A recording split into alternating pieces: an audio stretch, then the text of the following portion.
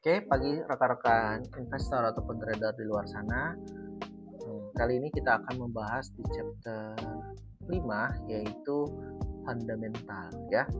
Jadi sebenarnya fundamental juga banyak yang berseliweran, tapi saya akan membahas tentang yang basic-basic ya. Untuk fundamental itu sebenarnya analisa ya pastinya ada sekitar 4 ya. 4 analisa yang rekan-rekan harus kuasai di luar kepala ya. Jadi untuk yang pertama itu adalah analisa pertumbuhan ya. Jadi rekan-rekan harus melihat apakah kinerja perusahaan itu bertumbuh atau tidak ya. Terus analisa probabilitas ya. Jadi rekan-rekan bisa lihat apakah dia menghasilkan profit setiap bulan, setiap quarter, setiap tahun ya atau tidak. Terus analisa hutang. Nah, rekan-rekan bisa lihat di sini DER-nya dia apakah melebihi daripada modalnya dia atau DER-nya dia masih terjaga dan lain sebagainya. Jadi rekan-rekan harus melihat ya. Dan rekan-rekan untuk analisa hutang ini kita harus lihat juga sektornya. Kalau misalnya sektor perbankan itu pastinya hutangnya besar-besar karena kan dia meminjamkan ke orang ya. Terus analisa harga sahamnya. Jadi rekan-rekan bisa cek di sini ya bagaimana rekan-rekan melihat suatu saham tersebut harganya apakah sesuai dengan nilai buku dari perusahaan. Maksudnya let's say kayak handphone ini harganya 9 juta tapi di pasaran tuh cuman 5 juta ya, berarti kan lebih murah dibanding harga aslinya dia. Seperti itu ya. Oke, kita lanjut. Nah, di analisa pertumbuhan itu pastinya rekan-rekan harus lihat salesnya dia, pertumbuhan penjualan sebelumnya apakah semakin baik atau tidak ya daripada yang sebelumnya.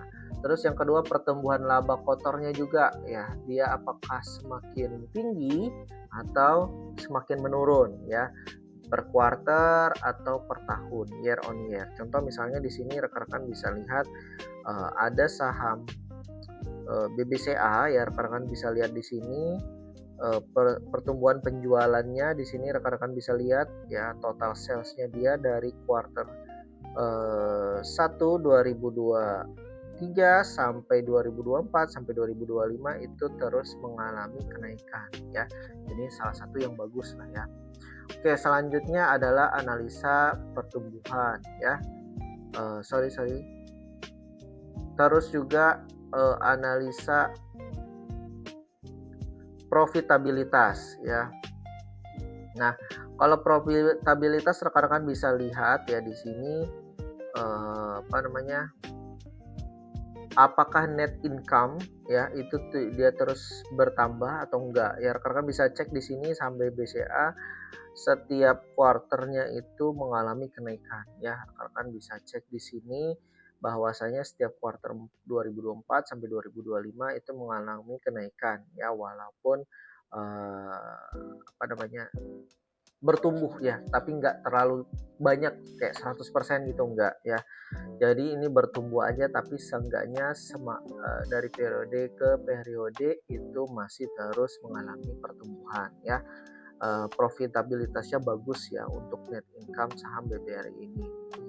Jadi kita bisa melihat apakah perusahaan tersebut memiliki profitabilitas yang bagus atau tidak ya.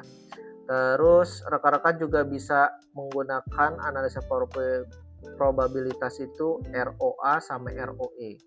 Return on asset itu laba bersih setahun dibagi dengan total aset ya. Laba bersihnya berapa terus dibagi dengan total asetnya ya. Jadi kalau misalnya di sini ROA-nya itu 3,7 ya, semakin tinggi semakin baik. Nanti rekan-rekan bisa bandingkan dengan perusahaan sejenisnya ya. Terus ROE-nya juga sama, itu return on equity net profit dibagi dengan total equity. Jadi kita harus bandingkan dengan perusahaan sejenisnya ya, kurang lebih seperti itu. Nah, contoh misalnya di sini kalau rekan-rekan bisa lihat ya BBCA sama BBRI ya. Nah, di sini untuk ROA-nya itu kalau BBCA itu 3,7. Nah, kalau misalnya BBRI itu 2,6 ya. Jadi masih lebih baik BBCA ya untuk ROA-nya.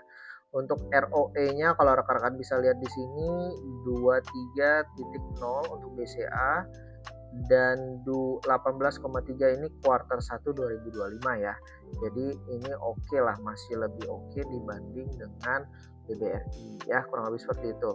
Nah, terus untuk analisa hutang itu pastinya rekan-rekan DER-nya saham perbankan itu pastinya besar ya, karena dia kan meminjamkan kan. Nah, yang paling bagus adalah sebenarnya DER-nya itu di bawah 1 ya, yang mengindikasikan bahwa perusahaan tersebut memiliki hutang yang masih lebih kecil daripada ekuitas yang dimilikinya ya. Semakin rendah semakin baik. Nah, jadi harus dibandingkan. Contoh misalnya di sini kalau misalnya rekan-rekan bisa lihat ada ADMR ya. Nah, ADMR ini kan perusahaan batubara ya, bukan non perbankan. Itu di bawah 1 ya, 0,5. Sedangkan kalau perbankan lainnya itu besar-besar ya, ada 5,2, 6 kali 2 karena dia menggunakan hutang ya untuk memutarkan roda perusahaannya ya. Terus ada analisa harga saham. Biasanya ini kita sebut dengan PER ya, price earning ratio. PER adalah perbandingan antar harga saham dengan laba bersih perusahaan.